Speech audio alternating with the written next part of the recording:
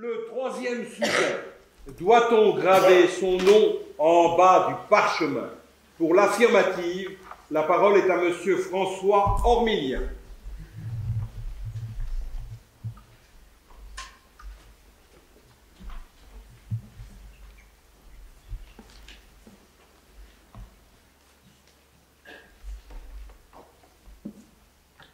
Nous y sommes. Nous l'avons tant attendu. Nous avons d'ailleurs craint ce moment autant que nous ne l'avons souhaité. Le temps s'allonge, le cœur s'emballe et les pensées se fracassent.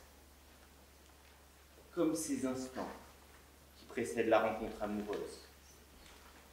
Un mélange d'angoisse et d'impatience. C'est maintenant. Dans quelques instants, ma vie va peut-être basculer. Et tout basculera avec elle. Vertige, le vide est là sous mes pieds. La jouissance, ce sera pour plus tard. Ne sont-ce pas les moments les plus intenses de la vie, précisément là où l'on se sent vivant, précisément là lorsque l'on pressent que tout peut s'effondrer, que tout peut s'arrêter.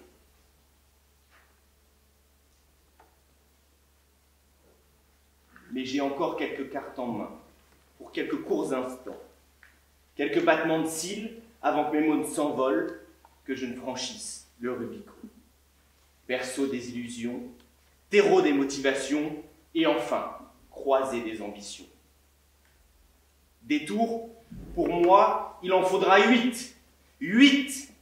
8 rondes, 8 tours de délibération, 8 attentes interminables à me rendre neurasthénique, névropathe, pour me voir passer du statut de candidat à celui de lauréat.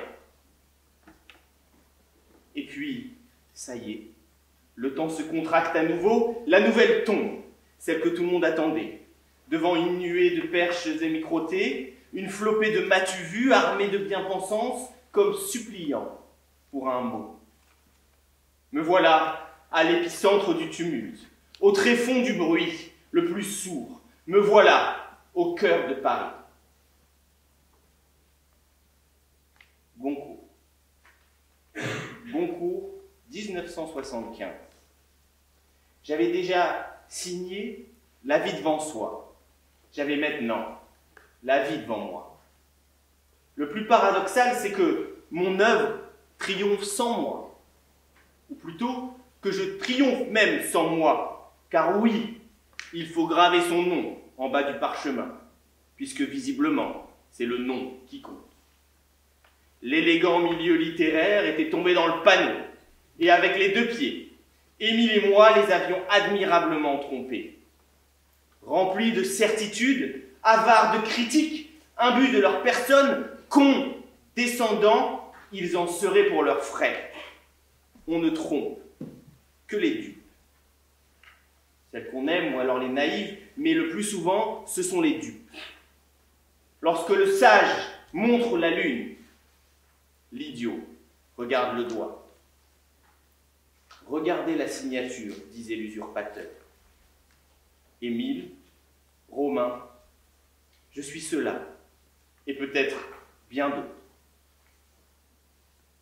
Monsieur le bâtonnier, mes chers confrères, il faut inscrire son nom en bas du parchemin. Inscrire? Inscrire? Non. Il faut graver. Graver son nom. Parce que graver c'est autre chose. Graver, c'est forcer la matière. Graver, c'est la malmener de la pointe de son couteau, celui-là même que l'on plante dans la table après le pâté, les viandes et le gibier. Graver, c'est mutiler. C'est mutiler par la flamme, c'est mutiler la chair, c'est laisser des cicatrices si profondes qu'elles ne s'effaceront pas.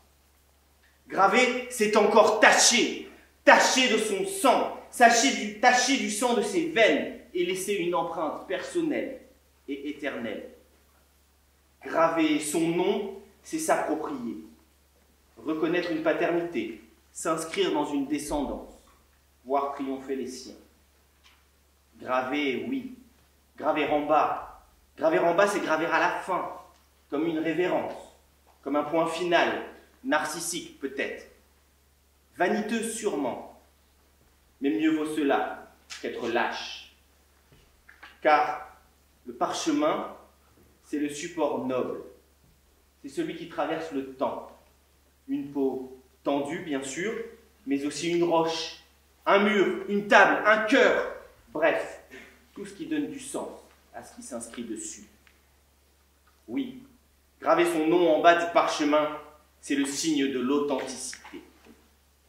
Graver son nom en bas du parchemin, c'est le signe des courageux, c'est le signe des amoureux, c'est le signe des téméraires et c'est le signe des valeureux. Mais pas seulement. Graver son nom en bas du parchemin, c'est aussi témoigner. On ne signe pas à la craie qui s'effrite son nom sur les murs d'une cellule que l'on a occupée. On le grave à l'aide d'une fourchette, d'une cuillère, d'une lame, d'une arme, peu importe, mais on grave ce dernier sursaut d'humanité, ce pied de nez à la moralité, ce clin d'œil au destin. 1730, 1768, résister. Lorsque Marie Durand achève ses 38 années d'enfermement, elle adresse un message pour l'histoire. Graver son nom, c'est laisser une trace, un passage, c'est s'inscrire dans l'humanité. Mais pas seulement. Graver son nom en bas du parchemin, c'est aussi militer. Militer, l'arme unique des gens simples contre les puissants. C'est la force du nombre face à la tyrannie. C'est la révolution de plume qui va conduire les foules par la profondeur d'un discours. C'est prendre sa part dans la lutte contre un ordre despotique. C'est refuser la complaisance. C'est refuser le mensonge. C'est refuser l'aveu fabriqué. C'est s'engager. S'engager de tout son être pour une cause que l'on croit. Et puis, enfin, graver son nom en bas du parchemin, c'est aussi avoir la force d'aimer.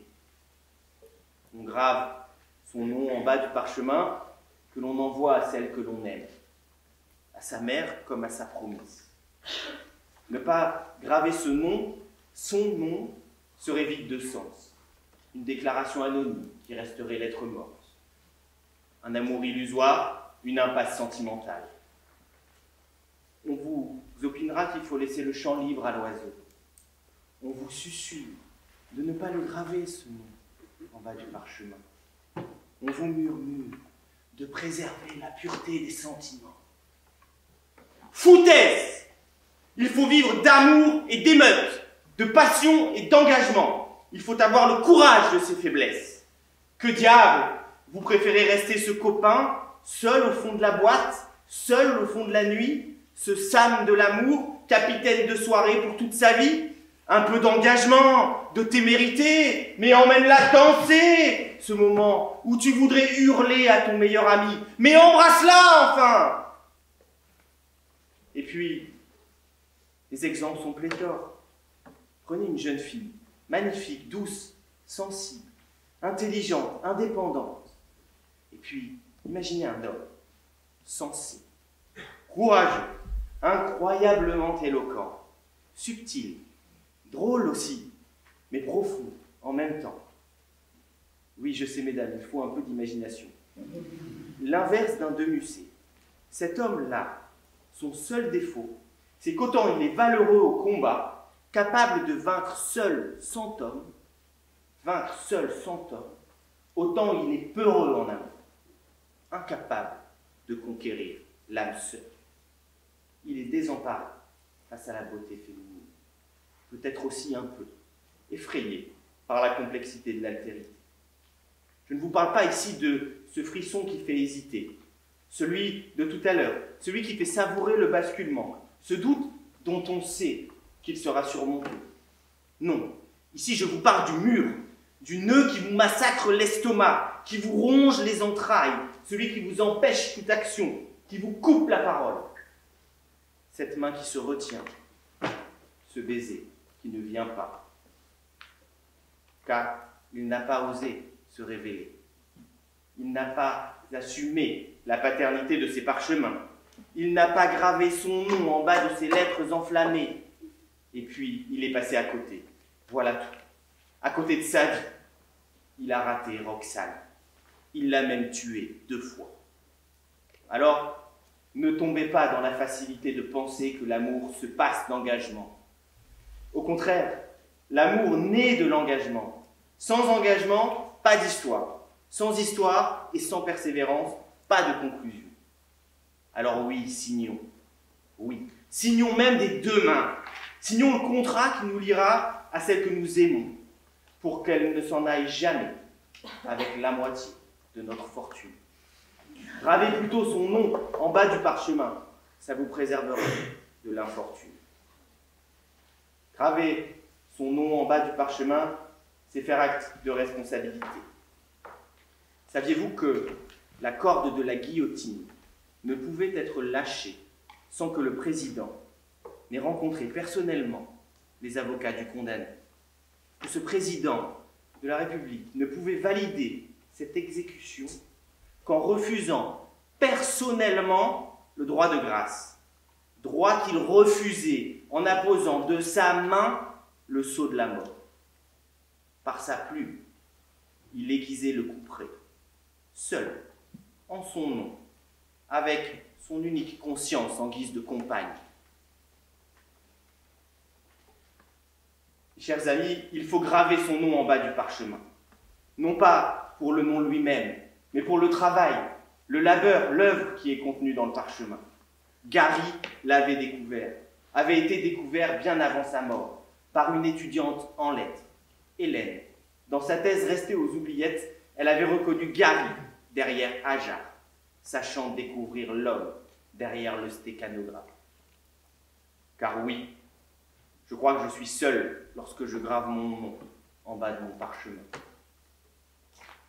Celui-là même que je vous livre maintenant. Personne ne pouvait le faire à ma place. Et c'est là toute la force de mon engagement.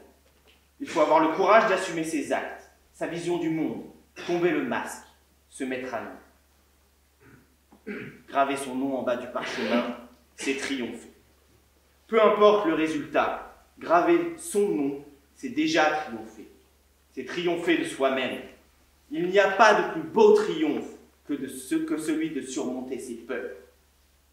Car vous le savez, il faut du courage pour larguer les amarres, partir vers l'inconnu, quitter le confort d'une morale étroite, quitter ses certitudes pour se questionner, quitter son milieu pour creuser son sillon. Il faut du courage pour se lancer à l'aventure, à l'autre bout du monde, ou ici, après-demain, ou maintenant. Il a fallu assumer par le verbe la volonté de s'inscrire dans cette lignée. Il a fallu de la volonté pour surmonter son anxiété. Il a fallu de la pugnacité pour vaincre l'adversité. Et il faudra de la ténacité pour voir l'arrivée. Il n'y a pas de contrat dans ces mots-là. Ces mots sont gravés, quoi qu'il arrive, dans mes souvenirs. Ne restons pas prisonniers sur parole. Ne restons pas esclaves de notre impuissance. Ne restons pas terrés dans nos préjugés. Ne restons pas condamnés à la défaite. Alors, levons la tête. Partons sur le champ. Rejoignons le front et gagnons la bataille.